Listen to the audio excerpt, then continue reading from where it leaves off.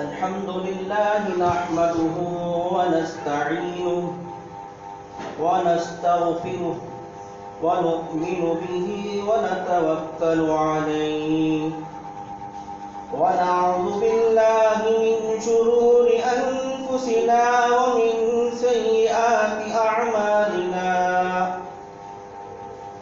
من يهده الله فلا مضل له ومن يهدله فلا هادي له ونشهد أن لا إله إلا الله وحده لا شريك له ونشهد أن سيدنا وسندنا ونبينا ومولانا محمدا عبده ورسوله أما بعد فأعوذ بالله من الشيطان الرجيم بسم الله الرحمن الرحيم إن عدة الشهور عند الله 12 شهرا منها 4 حرم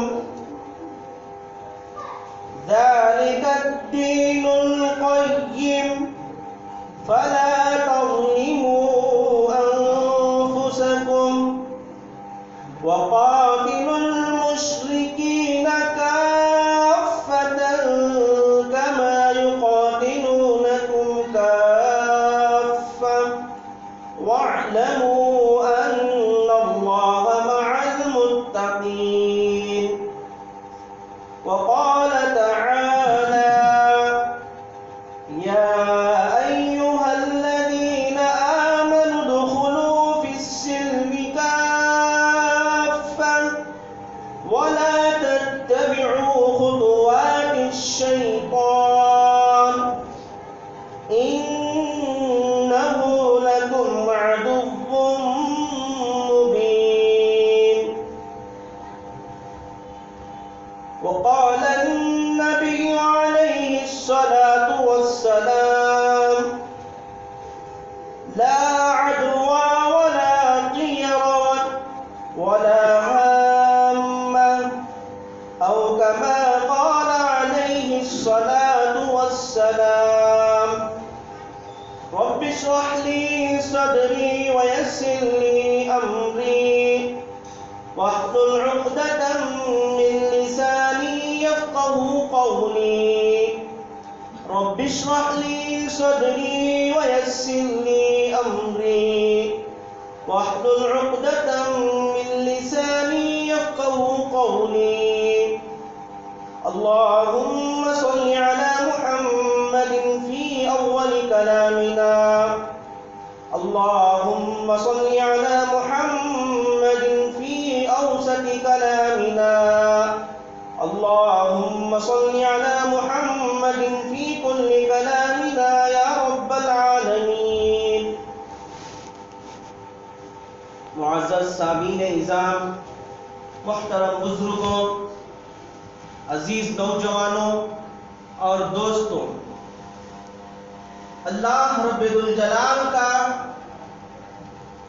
ہم پر کروڑ کروڑ اور اس کا احسان اور فضل ہے کہ اللہ تبارک و تعالی نے مجھے اور آپ کو جمعہ جیسے مقدس اور بابرکت دن میں، جس کو احادیث میں کہا گیا ہے جمعہ کا دن سارے دنوں کا سردار ہے، ایسے مقدس دن میں، بابرکت دن میں اول نمبر پر مسجد میں آنے کی توفیق توفیق عنایت فرمائے۔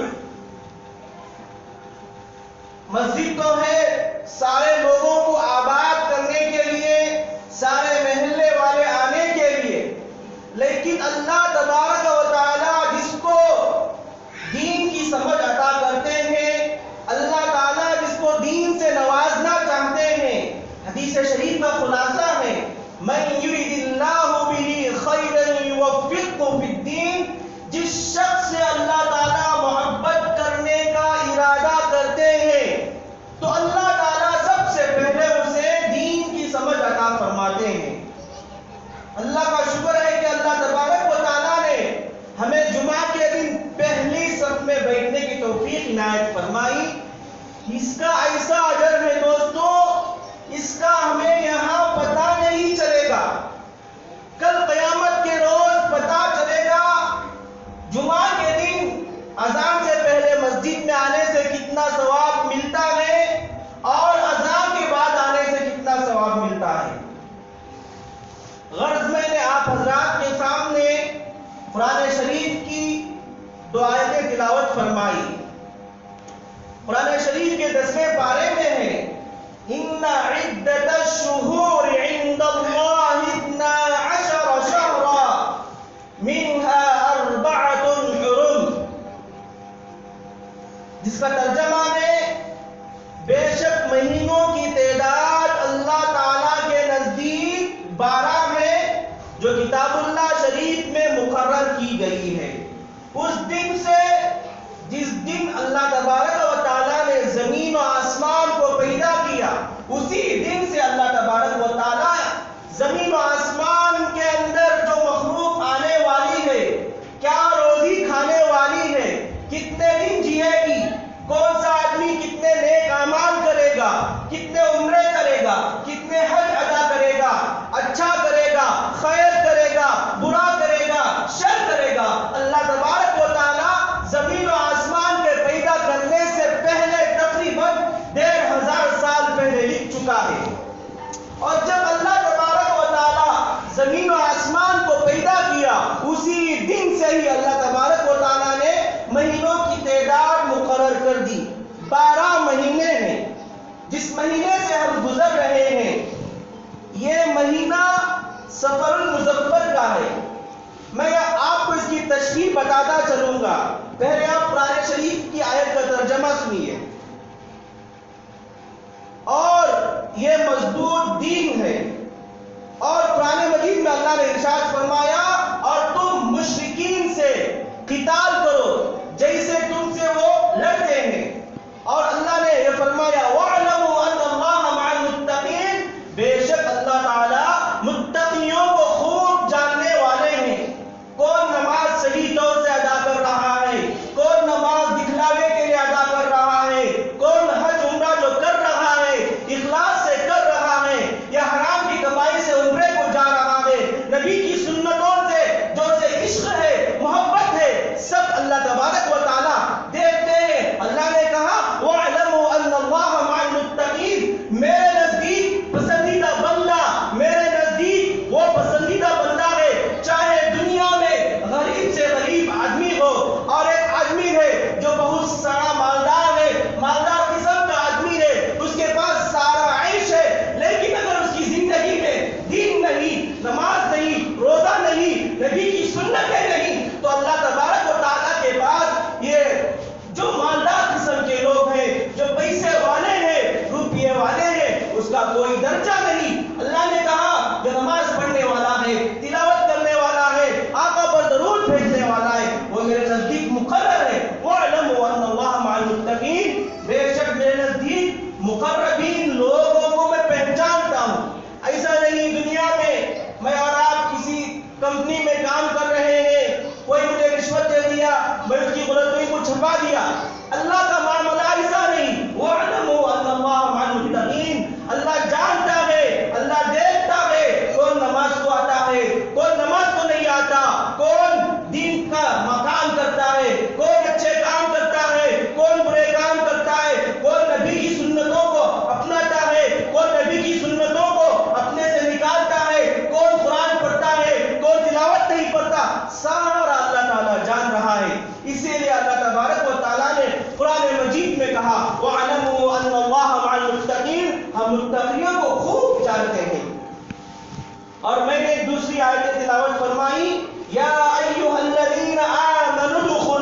فی السلم کافہ ولا تتبعوا خطوات الشیطان۔ اے ایمان والو، اے نبی صلی اللہ علیہ وسلم کے ماننے والوں، جب تم ایمان لے کر آئے پورے کے پورے اسلام میں داخل ہو جاؤ اور مکمل دین کو پالو، یہی تمہارے لیے کامیابی ہے، اور تم شیطان کی پیروی نہ کرو۔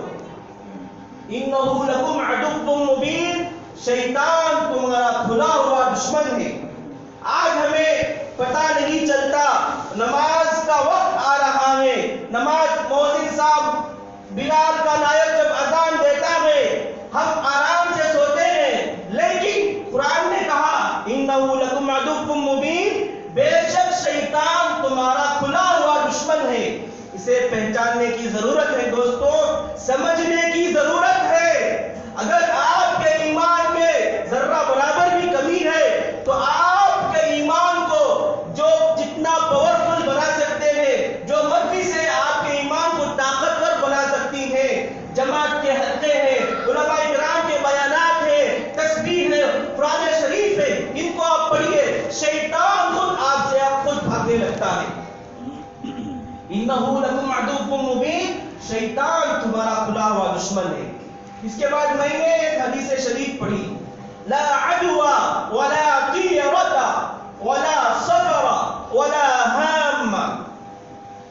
حضرت ابن ابو ہریرہ رضی اللہ عنہ سے روایت ہے، رسول صلی اللہ علیہ وسلم نے ارشاد فرمایا، سفر کے مہینے کو نحوست مت سمجھو، یہ اسلامی مہینہ ہے، اور الو نحوست یہ سب بے بنیاد بے حقیقت کی باتیں ہیں۔ اب ہم سفر المظفر کی طرف لوٹتے ہیں۔ سفر المظفر اسلامی سال کا جو شروع ہوتا ہے، محرم الحرام سے شروع ہوتا ہے، اس کا دوسرا مہینہ آتا ہے سفر المظفر۔ سفر المظفر کے لغت میں معنی ہے خالی ہونا، اور ایک معنی ہے جو ابن کثیر رحمۃ اللہ علیہ لکھے ہیں تفسیر ابن کثیر میں، عرب حضرات محرم کے مہینے میں احرام باندھ کر چلے جاتے تھے حج کے مہینے میں حج کرنے کے لیے، عمرہ کرنے کے لیے۔ جو ہی سفر کا مہینہ شروع ہوتا اپنے گھروں سے نکل جاتے تھے، اپنے گھروں کو خالی چھوڑ دیتے تھے، جنگ و جہاد کے لیے، قتل و غارت گیری کے لیے جاہل قسم کے لوگ نکل جاتے تھے۔ یہ دوسرا معنی ہوا۔ تیسرا اس کا معنی ہے زمانے جاہلیت میں لوگ اس کو معیوب دار، عیوب دار سمجھتے تھے اور منحوس مہینہ سمجھتے تھے، اور یہ بھی اسی طرح چلا آ رہا ہے۔ لیکن اگر ہم سفر المظفر کا جو معنی ہے اس کو غور کریں گے، اس کو ہم سنت نبوی کا چشمہ لگا کر دیکھیں گے، سفر المظفر، مظفر کے معنی آتے ہیں پاکی کے۔ آج ہم لوگ اس مہینے میں بہت سارے کام نہیں کرتے، لیکن اللہ تبارک و تعالیٰ نے کہا سفر المظفر کوئی ایسا مہینہ نہیں، نحوست کا مہینہ نہیں۔ ہمارے اندر، ہمارے معاشرے میں جو یہ باتیں پھیلی ہوئی ہیں، سفر المظفر یہ نحوست والا مہینہ ہے، یہ بالکل جاہل قسم کے لوگوں سے ہمیں یہ پہنچی ہے۔ قرآن و حدیث میں ہے سفر المظفر، مظفر کے معنی کامیابی کے ہیں۔ اور ماہ سفر المظفر کی حقیقت کیا ہے؟ بعض لوگ تو یہ کہتے ہیں کہ سفر المظفر میں اتنی زیادہ پریشانیاں، مصائب آتی ہیں جس کا اندازہ نہیں کر سکتے۔ کتابوں میں یہ بھی ایک بات لکھی ہے، بعض جاہل لوگ کہتے ہیں سفر ایک بیماری ہے جو آدمی کو کھاتا چلے جاتا ہے، اس کی بھوک نہیں ختم ہوتی، جس کو جوع البقر بھی کہتے ہیں۔ اور لکھنے والوں نے لکھا ہے سفر اس کیڑے کو کہتے ہیں جو جگر اور پھسلی کے درمیان رہتا ہے، جس کی وجہ سے آدمی کا رنگ زرد اور پیلا پڑ جاتا ہے، جسے ہم عرقان کہتے ہیں۔ قسم کے لوگ اس کی تشریح کرتے ہیں یہ سفر المظفر ہے، لیکن آپ دیکھیں سفر المظفر میں کیا ہوا، سفر المظفر میں کون سے اعمال ہوئے۔ ہمارا جو ذہن ہے یہود و نصارہ کے جیسے، جس طرح وہ ہمیں دکھاتے ہیں، جس طرح ہمارے سامنے یوٹیوب چینل ہم دیکھتے ہیں یا کیو ٹی وی دیکھتے ہیں، یہود و نصارہ کا بتایا ہوا دین ہمارے سامنے آ رہا ہے، لیکن جو حقیقت والا دین ہے، سنت نبوی والا جو دین ہے، اس سے بہت سارے لوگ پیچھے ہیں۔ دوستو جاننا چاہیے، اب سفر المظفر ہے، جب سفر المظفر آتا تھا تو زمانے جاہلیت میں لوگ ان کے کام و کاج نہیں کرتے تھے، بالکل اس کو نحوست والا مہینہ سمجھتے تھے۔ اسی طرح عرب حضرات یعنی حضور صلی اللہ علیہ وسلم کے آنے سے پہلے مہینوں کی الٹ پھیر کرتے تھے۔ اللہ تعالیٰ نے 12 مہینے مقرر فرمائے ہیں، لیکن عرب حضرات کیا کرتے تھے، اگر 3 مہینے 4 مہینے حرمت والے ہیں، ایک تو ذی القعدہ ہے، ذی الحجہ ہے، محرم ہے، اور ایک ہے رجب جو جمادی الاخری اور شعبان کے بیچ میں ہے، لیکن عرب والوں کو یہ ہضم نہیں ہوتا تھا۔ 3 مہینے یہ اپنے آپ کو روکے رکھتے تھے۔ اگر ایک سال انہوں نے سفر المظفر کو محرم میں رکے رہے تو دوسرے سال اس کو سفر کا مہینہ سمجھتے تھے اور تیسرے سال اسے حلال کر لیتے تھے، یہ حلال و حرام کرتے تھے۔ اللہ تعالیٰ نے کہا بے شک جو مہینوں کی تعداد ہے وہ اللہ کے نزدیک 12 تعداد ہے، دنیا کے کرنے والوں سے، لوگوں کے بدلنے سے دین میں کوئی کمی نہیں آئے گی۔ جو اللہ نے قرآن میں نازل کر دیا وہی 12 مہینے ہیں۔ قرآن مجید کے 10ویں پارے میں ہے انما النسیء زیادۃ فی الکفر، جو کوئی قرآن میں زیادتی کرتا ہے اللہ تعالیٰ نے اسے کفر کا لقب دیا ہے، اسے کافر کہے ہیں۔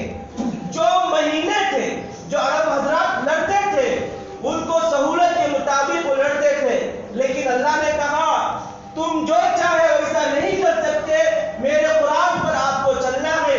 اللہ نے کہا جو کوئی قرآن میں زیادتی کرے گا وہ کافر ہے۔ اس کے بعد اللہ تبارک و تعالیٰ نے، اور بعض لوگ یہ سمجھتے ہیں 13 تیزہ، یہ لقب ہے، نام ہے 13 تیزی، ہاں 13 تیزی۔ مجھے صحیح طور سے میرا مطالعہ نہیں ہوا، حضرت کل فون کر کے بتائے تھے مجھے، اس لیے تھوڑا نام یاد نہیں آیا۔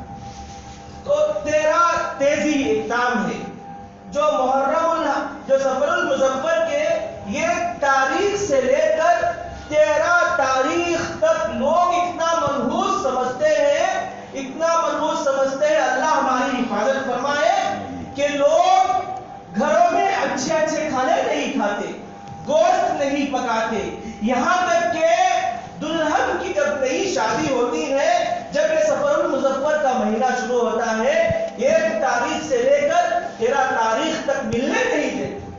یہ شیعہ کا طریقہ ہے دوستو، ہمارا جو طریقہ ہے سفر المظفر کامیابی کا مہینہ ہے، خوشخبری والا مہینہ ہے، اور لوگ بتاتے ہیں اس کی نحوست یہ ہے کہ حضور صلی اللہ علیہ وسلم بیمار ہو گئے۔ اگر ہم دیکھے جائیں، اگر نبی صلی اللہ علیہ وسلم بیمار ہوئے تو کون سے دن تھے؟ آگے وہ سفر المظفر کے شروع کے دن تھے یا سفر المظفر کے آخری دن تھے؟ ہم احادیث میں دیکھیں گے، تاریخ کی کتابوں میں دیکھیں گے تو اکثر محققین کی رائے یہی ہے کہ حضور صلی اللہ علیہ وسلم جب بیمار ہوئے وہ سفر المظفر کے آخری ایام میں بیمار ہوئے، نہ کہ سفر المظفر کے شروع کے ایام میں۔ جب حضور صلی اللہ علیہ وسلم بیمار ہوئے اور آپ مرض الوفات میں تھے، مرض الوفات کے بعد حضور صلی اللہ علیہ وسلم کو افاقہ نہیں ہوا۔ افاقہ مطلب جب آپ بیمار ہوئے، بیمار ہونے کے بعد تندرست نہیں ہوئے، یعنی سفر المظفر کے آخری ایام میں آپ بیمار ہوئے اور ربیع الاول میں آپ کا انتقال ہوا، لیکن ہمارے سامنے جو نقشہ پیش کیا جاتا ہے کہ سفر المظفر کے آخری ایک دن آتا ہے جسے آخری چہار چنبہ کہتے ہیں. دوستو یہ آخری چہار چنبے کو منحوس سمجھتے ہیں. اگر دیکھا جائے تو حضور صلی اللہ علیہ وسلم جو بیمار ہوئے سفر المظفر کے آخری ایام تھے اور ربیع الاول کے مہینے میں داخل تھے آپ. دوسری طرف ہمیں غم منانا چاہیے کہ حضور صلی اللہ علیہ وسلم کی وفات ہو گئی، لیکن ایک ایسا طبقہ ہے، ایک ایسی قوم ہے، وہ بھی ایمان والے ہیں، کلمہ پڑھنے والے ہیں، لیکن ان کو صحیح بات نہیں پہنچی جس کی وجہ سے حد درمی کرتے ہیں. وہ کہتے ہیں کہ حضور صلی اللہ علیہ وسلم سفر المظفر میں صحت یاب ہو گئے. صحت یاب ہونے کے بعد حضور صلی اللہ علیہ وسلم گھاس کی جانب لے گئے، سبزے پر پاؤں رکھے، یعنی گھاس کی جانب آپ پاؤں رکھے. اس لیے لوگوں نے یہ بنا لیا کہ حضور صلی اللہ علیہ وسلم صحت یاب ہو گئے، ہم بھی آخری چہار چنبے کو پکنک کے لیے جائیں گے، پھرنے کے لیے جائیں گے. یہ غلط قسم کی جو لوگوں کے درمیان وبا پھیل گئی ہے، یہ جاہلوں کا طریقہ ہے. ہو سکتا ہے اس زمانے میں کسی منافق نے آ کر ایسا بتا دیا جس کی وجہ سے یہ بات مشہور ہو گئی. یہ بات مشہور ہونے کی وجہ سے اب تک وہ سلسلہ چلا آ رہا ہے. آپ دیکھ لیجئے، اور ہم نے بھی باقاعدہ اس کا تجربہ کیا. الحمدللہ اللہ نے مجھے دارالعلوم سے فراغت کی اور میں نے دیکھا لوگوں کے احوال. میں اجمیر شریف گیا، دیکھ اس لیے کہ لوگوں کا عقیدہ کیسا ہے، لوگوں کو صحیح تعلیم جو نبی کا طریقہ ہے وہ نہ پہنچنے کی وجہ سے ان کا امت کا حال کیا ہوتا جا رہا ہے. یہ ایک امتی کی طرف ہے ہمارے دلوں میں. دوستو ہم نے اجمیر گئے اور گلبرگہ میں بھی ہم نے گیا، لوگوں کے احوال کو دیکھ کر ایک دم رونا آ گیا. اللہ نے مجھے کشمیر میں بھی بھیجا، میں نے وہاں کے لوگوں کے حالتوں کو دیکھا. تو ہماری جو حالت ہے سنت نبوی صلی اللہ علیہ وسلم کا جو طریقہ ہے وہ طریقے سے ہٹی ہوئی ہے. صحیح بات نہ پہنچنے کی وجہ سے ہماری قوم، ہمارے مسلمان بھائی بھٹک گئے ہیں. دوستو آپ بھی جائیے، آپ بھی تاریخ کے کتابوں کا مطالعہ کیجئے. سنت نبوی صلی اللہ علیہ وسلم کے جو احکامات تھے، جو تعلیمات تھے، جو قوانین تھے، آپ اگر اس کو غور سے پڑھیں گے تو آپ کو صحیح طور سے سمجھ میں آئے گا. اگر ہم دیکھیں کہ حضور صلی اللہ علیہ وسلم سفر المظفر میں بیمار ہوئے، جس کو لوگ آخری چہار چنبے کے نام سے یاد کرتے ہیں. اگر آپ یہ تصور کریں آپ کے گھر میں آپ کا بھائی، آپ کی بہن یا رشتہ دار یا کوئی عزیز یا آپ کا چاہنے والا بیمار ہو گیا، وہ ہسپتال میں ہے، اس کے مرض کے دن آپ گھروں میں اچھے عمدہ قسم کے کھانے پکائیں گے، لذیذ کھانے پکائیں گے؟ ہرگز نہیں پکائیں گے، کیونکہ یہ بیمار ہے. بیمار کرسی کے لیے آپ جائیں گے نا، اور نہ بیماری نحوست ہے اور نہ نحوست کی وجہ سے بیماری آتی ہے. بیماری نہ تو نحوست ہے اور نہ نحوست کی وجہ سے بیماری آتی ہے. جب آپ اپنے دوست یا احباب کے لیے اس طرح نہیں کرتے، میرے اور آپ کیا تھا؟ ساقی کوثر، شافی محشر، تاجدار بطحہ، احمد مصطفیٰ محمد عربی صلی اللہ علیہ وسلم جب بیمار ہوئے، آپ سفر المظفر کے آخری مہینے میں بیمار ہوئے. کوئی بتائے جس کے لیے سارے عرب والے قربان، سارے نبی قربان، ایسی مقدس ذات کو ہم ناراض کر کے ہم پارکوں کو جاتے ہیں، پکنکوں کو جاتے ہیں، لذیذ عمدہ قسم کے کھانے کھاتے ہیں. یہ کہاں سے صحیح دوستو؟ حضور صلی اللہ علیہ وسلم جو بیمار ہوئے اس کے بعد افاقہ نہیں ہوا. بعض احباب یہ کہتے ہیں کہ حضور صلی اللہ علیہ وسلم سفر المظفر کے مہینے میں بیمار ہوئے، بیمار ہونے کے بعد وہ افاقہ پا گئے. حضور صلی اللہ علیہ وسلم بیمار ہونے کے بعد افاقہ نہیں پائے، صحت نہیں ملی. اگر جو لوگ یہ کہتے ہیں کہ حضور صلی اللہ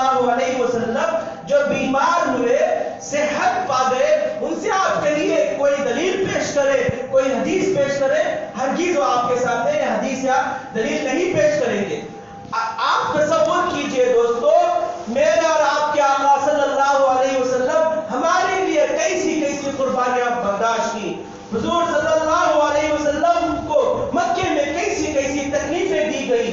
حضور صلی اللہ علیہ وسلم ہر ایک امتی کو دین پہنچانے کے لیے کتنی تکالیف کو برداشت کی۔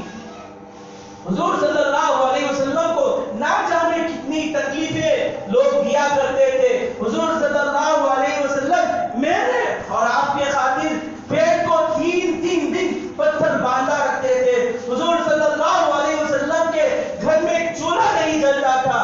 چولہا اس لیے نہیں جلتا تھا کہ آپ غریب ہرگز نہیں۔ حضور صلی اللہ علیہ وسلم، جب آدمی بھوکا رہتا ہے، پیاسا رہتا ہے، اللہ کو منانے کی اسے زیادہ کشش آتی ہے، اللہ کو منانے میں اسے زیادہ مزہ آتا ہے۔ حضور صلی اللہ علیہ وسلم بھوکے رہ کر، اپنے آپ کو پریشانی میں ڈال کر، تکالیف میں ڈال کر، میرا ایک امتی جو قیامت تک آنے والا ہے اسے دین کی صحیح بات پہنچے، حضور صلی اللہ علیہ وسلم تکالیف کو برداشت کیا۔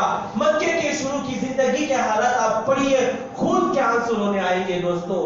حضور صلی اللہ علیہ وسلم جب حجۃ الوداع کیے 10 سن ہجری میں، حضور صلی اللہ علیہ وسلم قصوہ نامی اونٹنی پر کھڑے ہو کر لوگوں سے عرض کیا، اے لوگوں، جو اب سے پہلے زمانے جاہلیت کے جو رسوم تھے، جو طور طریقہ تھا، اللہ نے اس کو پشت پھیر دیا اور میں اسے اپنے پیروں سے روکتا ہوں۔ اب تمہارے لیے ایک نیا احکام آیا ہے، نئی زندگی آئی ہے، نئی شریعت آئی ہے۔ اب تمہاری یہ ذمہ داری ہے، یہ سننے کے بعد آپ اس تک پہنچاؤ جو یہاں حاضر نہیں۔ صحابہ یہ سننے کے بعد نہ ان کو دین، نہ ان کو گھر کی فکر، نہ ان کو گھر بار کی فکر، نہ ان کو بچوں کی فکر۔ دین جب سمجھ میں آ جاتا ہے تو لوگ ایسا ہی کرتے ہیں دوستوں۔ صحابہ کی زندگیاں ہمارے سامنے موجود ہیں۔ صحابہ کیسے قربانیاں پیش کی، بھوکے رہ جاتے تھے لیکن ظالم کے ڈر سے ایمان سے نہیں پھرتے تھے۔ ان کی گردن تو کٹ سکتی تھی لیکن ایمان سے نہیں پھرتے۔ آج ہمارے اسلامی معاشرے کا حال کیا ہے؟ دن بدن لوگ مرتد ہوتے جا رہے ہیں، عیسائی آ کر بھٹکائے جا رہے ہیں، لیکن اس روپ میں آ رہے ہیں کہ ہر لوگ ان کو نہیں پہچان سکتے۔ کیا یہ صحیح بات کہہ رہا ہے، غلط بات کہہ رہا ہے؟ حالانکہ ایسی بات پیش کریں گے کہ وہ آپ کا خیر خواہ ہے، لیکن حقیقت میں وہ آپ کے ایمان کو سلب کر رہا ہے، آپ سے ایمان کو چھین رہا ہے۔ ایسے لوگ بھی دنیا میں موجود ہیں۔ غرض میں عرض کر رہا تھا، حضور صلی اللہ علیہ وسلم جب مرض الوفات میں تھے تو ہمیں جس دن ہم خوشیاں مناتے ہیں، گھر میں عمدہ قسم کے کھانے پکواتے ہیں، کھاتے ہیں، یہ ہمیں کیسا زیب دے سکتا ہے؟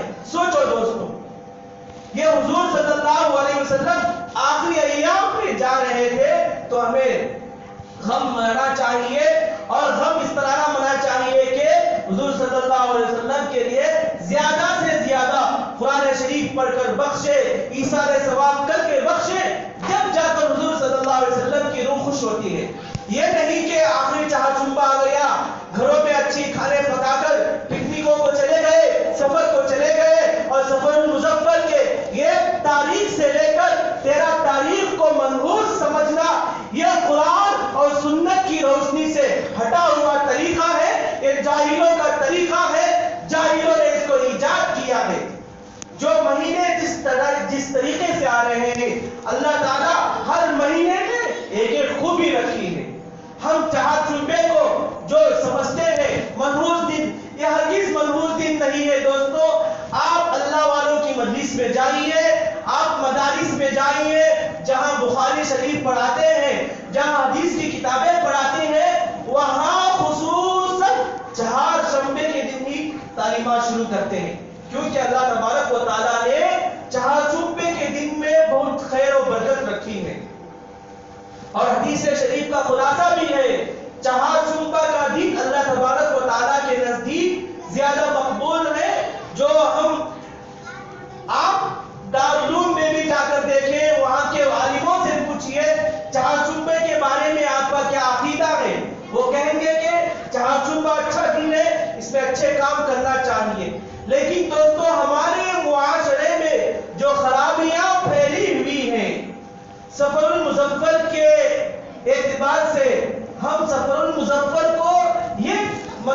महीना समझते हैं। सफर मुजफ्फर में लोग 13 दिन तक खाना नहीं खाते। सफर मुजफ्फर के अगर 13 दिनों में अगर कोई बेवा औरत किसी खाविन के सामने से गुजर जाए, किसी मालिक के मकान के सामने से गुजर जाए, तो वो घर वापस लौट जाता है। वो ये कहता है कि मैंने इसका चेहरा देख लिया बदनसीब का, मेरे खैर कारोबार में बरकत नहीं आएगी। ये गलत अकीदा है दोस्तों। और जो अल्लाह तबारक व तआला बेहतर जानता था, उनको शहर को अल्लाह तबारक व तआला ने बुला लिया। लेकिन हमारा जो रवैया है बेवा औरत के साथ, आप भी जरा गौर करें, आपके बाद भी कोई और बेवा होने वाली है। अगर आप इसी तरीके को जारी रखेंगे तो आगे आने वाली जो नस्ल है उनके लिए खराबी का सामना करना होगा।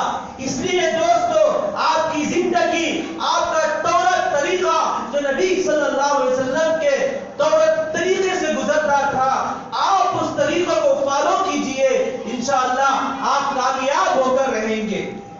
बाज़ लोग ये कहते हैं कि सफरुल मुजफ्फर के 13 दिनों में अगर कोई उल्लू घर के ऊपर बैठ जाता है तो ये नहुसत के दिन है, उसे भगाते हैं। और ये समझते हैं कि अगर कोई कौवा आकर बैठ जाता है तो ये समझते हैं कि कोई मेहमान आने वाला है। ये जाहिलों की बातें हैं। हथेली में खुजली होने से ये समझते हैं कि माल की ज़ियादती है। ये जाहिलों की इजाद करदा बातें हैं दोस्तों। और मैंने इरशाद फरमाया फिर्रा मिनल मजदूम, हुजूर सल्लल्लाहु और ला अदवा वला गियरता वला सियरा, इस हदीस शरीफ का खुलासा है। ला अदवा का मतलब है ये दूसरे से दूर दूर रहा करो। अरब जमाने में ये तरीका था, लोग ये समझते थे कि अगर कोई बुखार वाला है, हम अगर उस बुखार वाले के बाजू जाकर बैठेंगे तो बुखार उसे आ जाएगी। ये अकीदा गलत है दोस्तों, आज भी पाया जाता है, कोई बईद नहीं। लोग ये समझते हैं कि बुखार वाला है या कोई बीमारी वाला है, अगर हम उसके बाजू जाकर उसके बराबर जाकर बैठेंगे, बीमारी हमें मुंतकिल हो जाएगी। और हदीस शरीफ है, तुम कोड़ी से ऐसे भागो जैसे तुम शेर से भागते हो। ये तो नबी सल्लल्लाहु अलैहि वसल्लम की तालीमात ये है कि तुम एक से मिलकर खाओ और एक से ऐसे भागो कि शेर से जिस तरह तुम भागते हो वैसे भागो। इस हदीस दोनों का खुलासा ये है दोस्तों, हो सकता है जो कोड़ी वाला है, जो बीमार है, आप उसके पास जाकर ना बैठे। कहीं ऐसा ना हो कि आप भी अल्लाह की आजमाइश में आ जाएं। जो ये बीमारी आती है अल्लाह की तरफ से आजमाइश होती है। हो सकता है कि कहीं ऐसा ना हो कि आप उसके बाजू बैठने की वजह से अल्लाह की आजमाइश ना जाए, आप थोड़ा दूर हटकर बैठे। ये अकीदा सही है। ये अकीदा रखना कि उसके बाजू बैठने की वजह से बीमारी आ गई, बुखार आ गई, ये बिल्कुल गलत है दोस्तों। और हम सफर के 13 दिनों में जो हुजूर सल्लल्लाहु अलैहि वसल्लम को बीमारी आई, जिसे हम नहुसत समझते हैं, बीमारी ना तो नहुसत है और ना नहुसत की वजह से आती है। बहुत सारे अहादीस शरीफ का खुलासा मैं आपके सामने रख रहा हूँ। हुजूर सल्लल्लाहु अलैहि वसल्लम के ज़माने में ये अंसारी औरत बीमार हो गई, उसको बुखार चढ़ गया। हुजूर सल्लल्लाहु अलैहि वसल्लम उसके घर के पास गए, उनसे पूछा कैसा है, तो उस औरत ने कहा अल्हम्दुलिल्लाह बेहतर है, लेकिन उसने कहा मुझे बुखार ने थका दिया। हुजूर सल्लल्लाहु अलैहि वसल्लम ने फरमाया बुखार ना किसी को थकाता है और ना ये जो बीमारी आती है नहुसत की वजह से नहीं आती, बल्कि जो बीमारी आती है, हुजूर सल्लल्लाहु अलैहि वसल्लम ने फरमाया जब ईमान वाला बंदा रास्ते से चलता है, जब उसे कोई ठोकर लगती है, जब वो गिरता है, यहाँ तक कि उसको गम होता है, तकलीफ पहुंचती है, दुख होता है, तो कांटा चुभने से जो दुख होता है अल्लाह ताला उसके बराबर उसे अज्र व सवाब देते हैं। नबी सल्लल्लाहु अलैहि वसल्लम ने उस औरत से फरमाया جو تم کو بخار چڑھا ہے اللہ اس کے ذریعے تمہارے گناہوں کو معاف کر رہا ہے۔ اور ایک شخص تھا جو حضور صلی اللہ علیہ وسلم کے درمیان راستے میں کچرے ڈالتا تھا، حالانکہ یہ غیر مسلم تھا، لیکن میں یہ بتا رہا ہوں اگر آپ بیماری کو نحوست سمجھتے ہیں تو میرے نبی صلی اللہ علیہ وسلم بیماری کی عیادت پرسی کے لیے گئے تھے۔ بیماری نہ نحوست ہے اور نہ نحوست کی وجہ سے بیماری آتی ہے، بلکہ جب بیمار ہوتے ہیں، بخار چڑھتا ہے، تو اس کی وجہ سے جو آپ کو جتنی تکالیف ہوتی ہے، تکالیف کی وجہ سے اللہ تبارک و تعالیٰ آپ کے اجر کو بڑھاتا ہے، آپ کے گناہوں کو معاف کرتا ہے، آپ کے اکاؤنٹ میں نیکیاں لکھتی ہیں۔ اور حضور صلی اللہ علیہ اگر بیماری نحوست والی ہوتی تو حضور صلی اللہ علیہ وسلم کو بیماری نہ آتی۔ حضور صلی اللہ علیہ وسلم بیمار ہوئے نا، بیمار ہونے کے بعد ہی آپ کا انتقال ہوا۔ اس لیے دوستو بیماری نہ نحوست ہے اور نہ نحوست کی وجہ سے بیماری آتی ہے۔ بیماری جب آتی ہے اللہ تبارک و تعالیٰ اس بیماری کے اعتبار سے ایمان والے بندے کو، نماز پڑھنے والے بندے کو، محمد صلی اللہ علیہ وسلم کے ادنا سے ادنا امتی کو بھی اس کے بدلے اس کا دوہرا اجر دیتے ہیں۔ دوستو سفر المظفر کے اعتبار سے جو چند موٹی موٹی باتیں تھیں میں آپ کے سامنے رکھا۔ دعا فرمائیں کہ اللہ تبارک و تعالیٰ کہنے سے سننے سے زیادہ عمل کرنے کی توفیق عنایت فرمائے۔ آمین وآخر دعوانا ان الحمدللہ رب العالمین۔